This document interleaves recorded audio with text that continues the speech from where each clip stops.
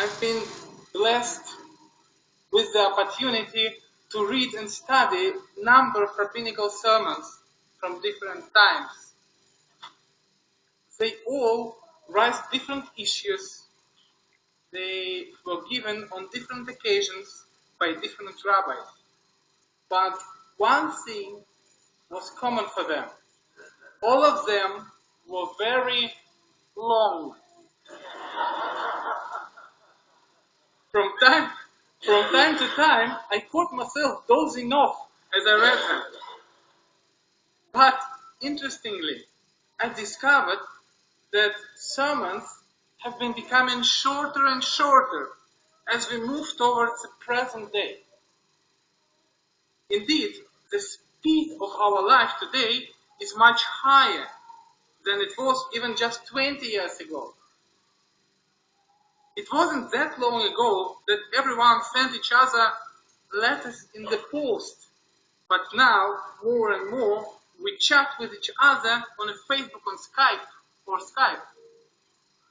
Newspapers are becoming more and more old-fashioned for people my age, and we are more likely to get to know what's happening in the world from Twitter.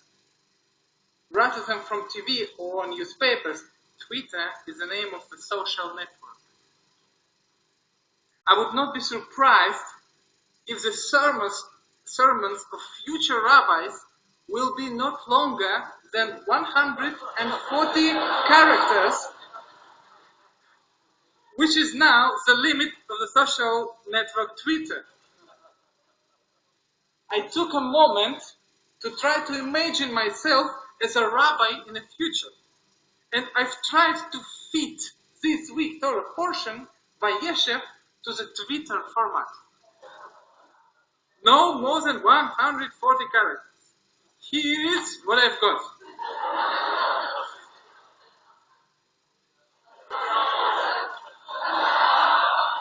Yeah. Do we need to have animosity to unite people? Hashtag Vayeshev, hashtag Torah.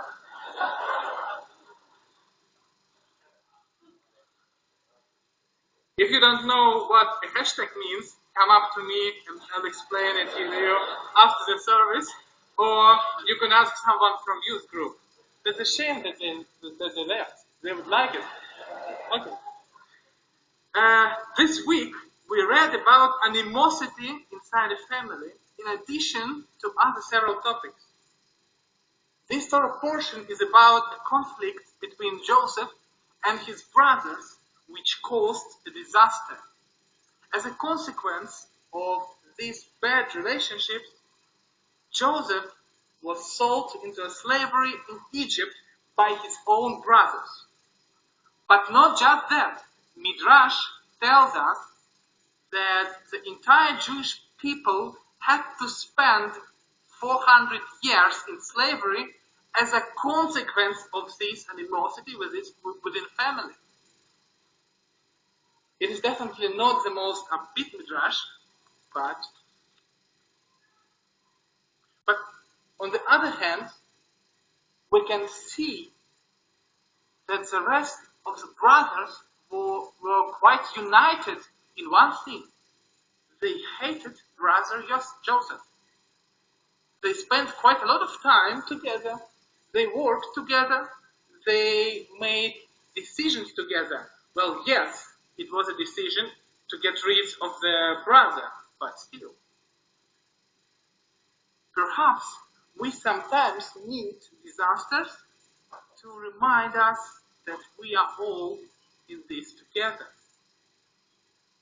It may be that we become more distant from each other, the worse this united disaster has to be. Does that mean that Jewish people need such major disasters in order to get united?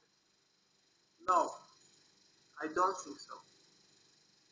However, it does happen that we have to undergo many severe trials.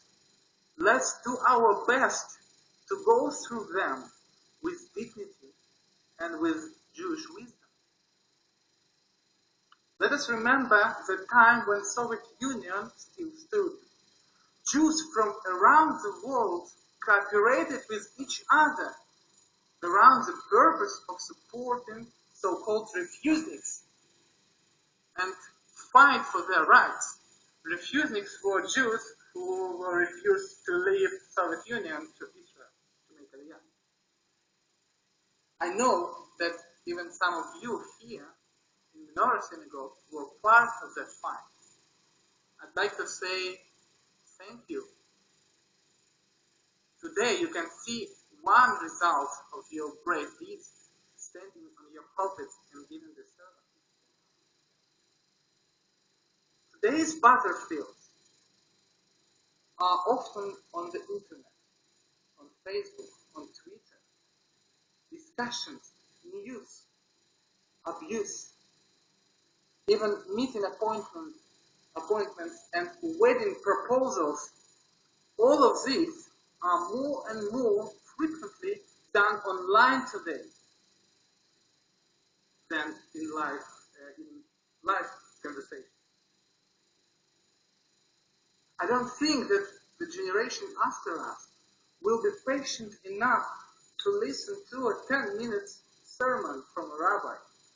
But I believe that they will read it on Twitter. They will watch it on YouTube.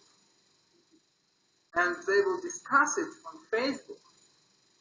Maybe we should try to be supportive and go ourselves to the internet and be active there as a Jewish community. Let's continue to keep our Jewish heritage, Jewish context and context, but let's not be reluctant or afraid to experience it in a new form. Maybe it is exactly the internet that will become the tool which will unite us. And on that day, God will be one, and God's name will be one, as it is said in the book of Prophet Zechariah. Shabbat Shalom.